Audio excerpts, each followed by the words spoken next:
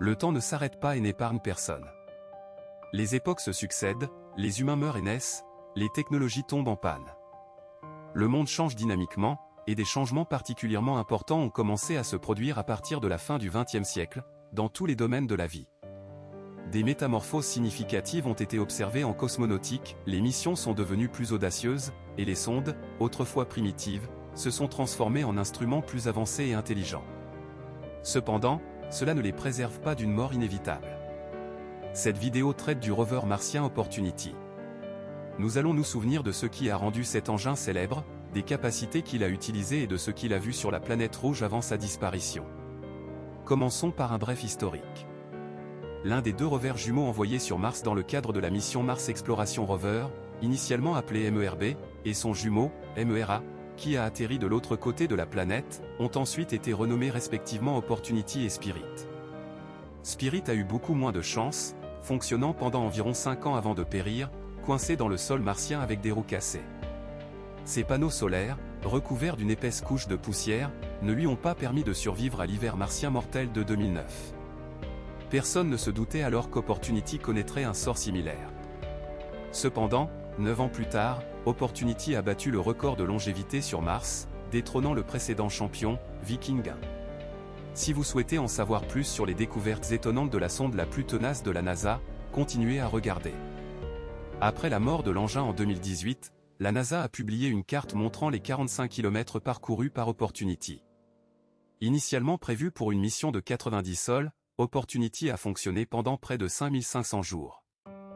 La mission du rover consistait à prouver au monde que Mars avait autrefois été pleine de rivières et de mers. Il y est parvenu, et presque immédiatement. La première photo qu'il a envoyée était une panoramique du cratère Eagle où il a atterri avec succès. Cette dépression de 22 mètres de diamètre a été ainsi nommée car, dans l'argot des golfeurs, ce terme signifie un coup précis dans le trou. Des recherches ultérieures ont montré qu'il avait atterri directement au fond d'un ancien océan martien, comme l'indiquent les premières photos. On y voit des couches sédimentaires, probablement formées par l'eau et l'érosion. La présence d'eau dans le passé martien est également attestée par la découverte de jarosite, un minéral que le rover a découvert en forant une roche.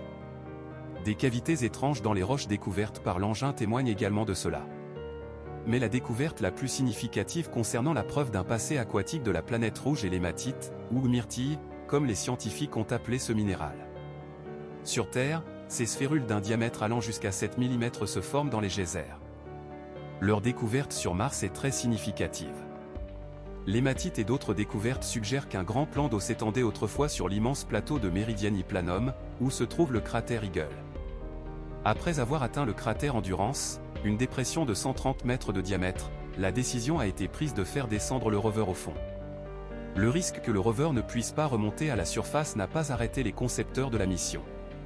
Mais les craintes se sont avérées infondées. Opportunity a d'abord photographié le cratère en panoramique, puis a passé 6 mois à explorer la dépression, y découvrant de plus en plus de preuves que Mars était autrefois beaucoup plus accueillante. Le voyage du rover s'est poursuivi avec une régularité enviable. Mais, alors qu'il examinait son bouclier thermique, détaché lors de l'atterrissage, Opportunity a découvert quelque chose d'inhabituel à proximité, une météorite, la première découverte sur une autre planète. Elle a été nommée Hitchhild Rock. Après cette découverte significative, des sols monotones se sont succédés, remplis de fouilles dans le sol martien et d'envois de résultats sur Terre. Opportunity s'est même retrouvé coincé dans une dune de sable de 30 cm. Le sortir de là aurait été un jeu d'enfant sur Terre, mais pas sur Mars. Le rover a inutilement patiné pendant 38 sols, incapable de bouger. Les ingénieurs terrestres l'ont finalement dégagé. Une fois libéré, il s'est dirigé vers le cratère Erebus. Dans cette dépression, le rover a travaillé avec tant d'ardeur qu'il a commencé à avoir des problèmes avec son bras manipulateur. Finalement, le bras a été laissé en position ouverte pour éviter qu'il ne se bloque. Là, le rover a été pris dans une tempête de poussière de 3 jours, mais le vent a progressivement dégagé le sable des panneaux solaires, et le rover a pu continuer son chemin. La mission a été extrêmement fructueuse. Non seulement le rover a découvert des traces d'eau sur la planète, mais il a également envoyé un grand nombre de photos de la surface de Mars. Nous connaissons maintenant beaucoup mieux l'apparence de notre voisin poussiéreux. Par exemple, le cratère Victoria, que Opportunity a visité après Erebus, montre clairement des dunes sur son fond. Là, le rover a enregistré des nuages passant au-dessus de Mars, après quoi la planète a été plongée dans l'obscurité pendant un mois entier. Un épais voile de poussière soulevé de la surface a à peine permis au rover de maintenir ses fonctions essentielles. La mission a été menacée. Mais ce n'était qu'un entraînement. Le pire était à venir. Enfin, le cratère Endeavour, une immense dépression de 22 km de diamètre, est apparu devant les caméras du rover éprouvé. Les travaux se sont poursuivis.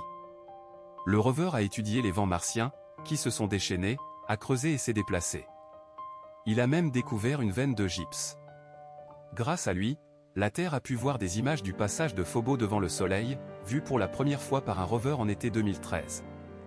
Opportunity a atteint le cratère Perseverance où il devait passer son 6e hiver martien. Après son réveil, le rover a partiellement exploré la vallée Marathon et des fissures d'origine inconnue.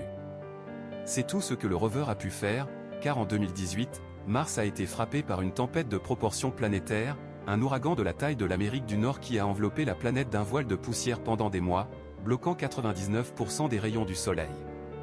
Cette tempête a marqué le début de la fin du légendaire rover. Mais qu'est-ce que le rover a vu en dernier?